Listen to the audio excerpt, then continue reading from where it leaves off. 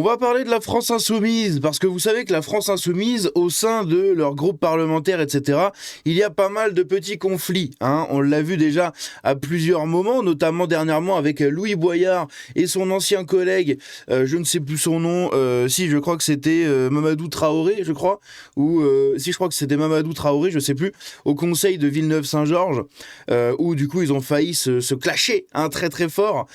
Évidemment, étant donné que Louis Boyard l'a dégagé pour prendre sa place, ça ne passe pas. Voilà, ça ne passe pas pour les gens. Et de l'autre côté, maintenant, on a carrément une élue qui quitte LFI, Carlos Bilongo qui appelle à des trucs absolument catastrophiques que je ne vais pas répéter parce que voilà, c'est tout simplement le petit placement, le tout petit placement, voilà, du pays. Et maintenant, vous avez même quelqu'un comme Ali Diouara qui nous dit clairement que son sujet à lui, ce sont eh bien les gens comme lui, ce sont uniquement les Noirs et c'est tout. Voilà, c'est-à-dire que lui, il se bat pour les droits des Noirs uniquement. Voilà, et il y a des gens qui vont voter pour lui, il y a des Blancs qui vont voter pour lui. Bref, c'est assez rigolo. Et on va regarder ça justement chez la France Insoumise, parce que ça commence à bouger un peu bizarrement de tous les côtés. C'est un peu louche. Voilà. Ici, on a un truc intéressant, on a Karima Katim qui quitte la France Insoumise. Alors attention, je vais vous lire le premier paragraphe et vous allez essayer de deviner le reste du sujet et pourquoi elle quitte la France Insoumise. Je vous informe officiellement de ma décision de quitter la France insoumise. Ce départ n'est pas une réaction épidermique, c'est le résultat d'un constat lucide. Je ne peux plus cautionner des orientations politiques que je juge dangereuses, incohérentes ou éloignées des responsabilités que réclame la situation actuelle. Rester aurait signifié accepter le renoncement et le silence. Je refuse l'un comme l'autre. Et là, moi quand j'ai lu ça, ça a été partagé par plusieurs comptes d'actu. Quand j'ai lu ça, je me suis dit putain... Franchement, chapeau madame, de quitter LFI à cause de la polémique autour de Carlos Bilongo, etc. Franchement, pas mal. Et en fait, j'étais complètement à côté de la plaque. Littéralement, en fait, elle quitte LFI parce que LFI n'est pas assez pro-algérien pour elle. LFI est encore trop centré sur la France. Ça, c'est lunaire, c'est lunaire. Je reste profondément attaché à la relation entre la France et l'Algérie et à la place légitime des Franco-Algériens dans notre vie démocratique. Les Français d'origine algérienne, du coup, les Français aussi sont légitimes, étant donné qu'ils ont quand même occupé le pays. On leur a quand même laissé des bâtiments et notre travail là-bas. Il y a des gens qui ont laissé le fruit de la sueur de leur front en Algérie, donc du coup on est légitime aussi à avoir le droit à notre parole pendant les débats parlementaires, etc., qui nous criminalisent. Est-ce qu'on a le droit de dire quelque chose ou pas ? Les Français d'origine algérienne, comme l'ensemble des citoyens aux identités plurielles, aspirent à une représentation politique juste, responsable et respectueuse de leur histoire. Ils ne doivent plus être convoqués comme argument politique quand cela arrange, puis ignorés quand il s'agit de construire réellement. Ils méritent une parole courageuse, honnête, stable et responsable. Ils méritent une force politique qui les respecte, pas une formation qui joue avec leurs espoirs. Je refuse le populisme, l'ambiguïté stratégique et la surenchère permanente lorsqu'elle menace l'intérêt supérieur de nos deux pays. On ne fracture pas des peuples pour occuper l'espace médiatique. On ne manipule pas les sentiments et les blessures historiques pour exister. Les liens profonds entre nos sociétés doivent être défendus avec sérieux, loyauté et maturité. Alors bien sûr, ça, Lilon, ça a l'air très intéressant. Je quitte la France insoumise sans colère, mais avec une détermination totale. Je choisis la cohérence, la vérité et la responsabilité politique. Le combat continue ailleurs, autrement, mais avec une fidélité intacte à mes valeurs et à celles de toutes celles et ceux que je refuse de trahir. Donc voilà, en gros, elle quitte la France insoumise, Karima Katim, quitte la France insoumise parce qu'ils ne sont pas assez pro-algériens selon elle. Voilà. Ils sont encore trop concentrés sur la France, etc. La France insoumise ne s'occupe pas encore assez des Algériens, d'où Jésus, alors qu'ils s'en occupent quand même beaucoup. Ils les maternent, littéralement. C'est assez ouf. C'est assez ouf. Donc vous avez d'un côté un élu comme Bilongo qui fait des trucs de malade, Louis Boyard qui manque de se faire tabasser par son ancien collègue, elle qui quitte la France insoumise parce que c'est pas assez pro-algérien. C'est incroyable. Et de l'autre côté, on a un élu ici. On va écouter ce qu'il dit. C'est tout simplement Ali Diouara, voilà, qui nous dit: moi, mon sujet, c'est les gens de chez nous. Quand je dis les gens de chez nous, c'est les Noirs et les Arabes qui ne votent pas. Abjecte déclaration du député d'extrême gauche LFI Ali Diouara qui fait une préférence raciale entre les citoyens français. Et oui, les citoyens de la France, hein, n'est-ce pas la belle France? Et on va écouter ce qu'il a à dire, parce que vous allez voir que c'est assez catastrophique, hein, littéralement. Bon, si on leur met pas, entre guillemets, le couteau sous la gorge, ils te prennent pas. Parce que tu as un grand risque. Les gens de gauche, très souvent, si on leur met pas, entre guillemets, le couteau sous la gorge, ils te prennent pas. Parce que tu as un grand risque. Tu es le plus grand risque qui existe pour eux. Tu es un rebeu, tu es un renois, tu habites les quartiers populaires, tout le monde te connaît, parce qu'on nous fait croire déjà que pour être député, faut avoir été avoir eu une bourse en Pennsylvanie, ou je sais pas, il n'y a rien. Même si on ne sait pas. Qu'est-ce qu'il raconte, lui? Qu'est-ce qu'il raconte? Non. Pour être député, le truc, c'est que la plupart des gens imaginent les députés comme étant des gens qui ont un bagage politique derrière eux, qui ont déjà un peu roulé leur boss dans le domaine et qui surtout ont des études. Voilà. On n'imagine pas, et moi non plus, hein, moi je suis assez ouvert sur la question des députés. Pour moi, les députés doivent représenter tout le monde. Hein, c'est ce pourquoi ils ont été créés, quand même, à la base, les rôles de députés. Même si ça a été quand même, à la base, vachement porté par des aristos et compagnie dans tous les sens. Mais parce que c'est normal. C'est eux qui avaient le temps de le faire, étant donné que ce n'était pas un métier, ce n'était pas, pardon, une profession. Tu pouvais pas faire carrière en politique à l'époque. Tu devais tout simplement accomplir ton devoir de citoyen, si tu le voulais, en étant député, et du coup, bah, c'était une fonction que tu exerçais gratuitement. Voilà, sans indemnité derrière ni rien. Maintenant, le problème, c'est que n'importe qui peut devenir député et gagner beaucoup d'argent grâce à ça. Donc, on se dit, oui, bah voilà, c'est un peu l'élite. Hein, les députés, c'est un peu les gens de l'élite, etc. Et donc, comme je disais, moi, je suis assez ouvert sur la question des députés. Pour moi, les députés devraient représenter tout le monde. Hein, on devrait avoir des gens du petit peuple comme des gens de l'élite en termes de députés. Ce qui, dans tout simplement l'euphorie globale autour de cette démocratie absolument magnifique et géniale dans laquelle on vit, eh bien, devrait être représenté comme ça par tous les aspects du peuple.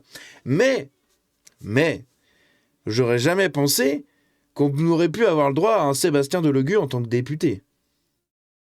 C'est la preuve que c'est assez ouvert de l'autre côté et qu'il ne faut pas faire de grandes études pour y arriver. Hein, mais c'est que la plupart des gens, et moi y compris quand même, tu mets un peu sur un piédestal à la base la fonction de député, un minimum. Tu vois, c'est quand même un rôle assez important dans la vie politique actuelle. Et pourtant, on a des gus comme Sébastien Delogu qui y vont. Donc oui, quand il dit oui, les bourses en Pennsylvanie, c'est parce qu'il y a des gens qui imaginent les députés comme ayant fait des grandes études et compagnie. T'imagines pas la première racaille venue au sein de l'Assemblée nationale, ni le premier teuteux venu comme Delogu au sein de l'Assemblée nationale. Et pourtant, ça arrive, c'est la réalité. On va jamais le dire. On va rentrer et on verra. À la fin, ils nous virent, c'est pas grave. Voilà, mais on va rentrer. Et le but, comme disait Thuram, c'est... le plus important, c'est d'avoir la première sélection. Le public que je... Et sauf que lui, il parlait de foot à la base. Hein. Il parlait pas... vise, justement, bref, c'est celui qui a de petits placements. C'est celui qui est désintéressé de la politique, qui n'a jamais voté et qui est parti spécialement, même pas pour ça. Il savait même pas c'était quoi le projet, il lit pas le programme, il n'a rien à cirer, il dit je vote Ali. Point. Voilà, moi j'ai vu des gens rentrer dans le bureau. Des votes de communautarisme. Voilà, ce ne sont pas des votes de gens qui votent pour un programme politique, pour des idées à défendre. C'est tout simplement du vote communautariste. C'est des gens qui ont les mêmes origines qu'un député, qui habitent dans le même quartier, dans le même bâtiment, qui vont voter pour le mec. Et tout simplement, c'est là-dessus que LFI appuie à mort en faisant venir tous les gens comme lui, Ali Diouara, Carlos Bilongo, Rima Hassan, voilà. Tous ces gens-là, hein, les Karima, comme on a vu juste avant, là, hein. Celle qui est juste ici, Karima Katim, c'est ce que LFI fait en appuyant sur tous ces gens. Et c'est ça qui est absolument catastrophique et scandaleux, puisque ce sont tout simplement des votes communautaires. Les gens votent uniquement pour... Gauche qui est le... Putain, je suis un débile, j'arrive pas de... Voilà. Les gens votent uniquement pour les gens qui les représentent de manière de couleur de peau. Hein, voilà. De couleur de peau ou d'origine. Non pas par programme politique. C'est t'es un noir, j'ai envie de voter pour un noir. C'est ridicule. C'est ridicule. Votre vote, il est où le truc à Ali? Et prenez le truc et le... Et la créolisation de la France, elle est là pour ça. Elle est là pour ça. Je lui ai dit, il faut en prendre 2 minimum. Il dit non, je prends que celui-là. Donc, À partir du moment où vous mettez les bonnes personnes, on ne cherche même pas à savoir c'est quoi leur programme. On leur fait confiance. Voilà. Alors, on leur fait confiance parce que t'es un noir qui vote pour un noir. Voilà, c'est tout. Et puis on est tous un peu des DZ. On est des révolutionnaires quand on vit dans les quartiers. Ça veut dire que on sait tous qu'il y a un truc qui va pas. J'ai pas vocation. Bah, le truc qui va pas, mon petit ami, je te le laisse deviner. Hein. Évidemment, tu sais très bien ce qui va pas dans vos putains de quartiers. Et pourquoi à l'époque les quartiers et les banlieues étaient normales, hein, étaient bien. Et pourquoi d'un seul coup ça a commencé à devenir un peu la merde dans tous les sens.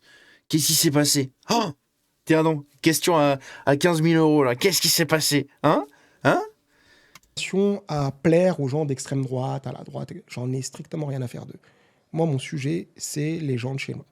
Quand je dis les gens de chez nous, c'est les Noirs et les Arabes qui ne votent pas. Et je suis pas, moi, désolé, mais si aux 4000, il y a que des Noirs et des Arabes, c'est pas moi qui ai inventé les 4000. Fallait pas coloniser la moitié du globe. Moi, vous nous avez mis là. On est là, on est entre nous.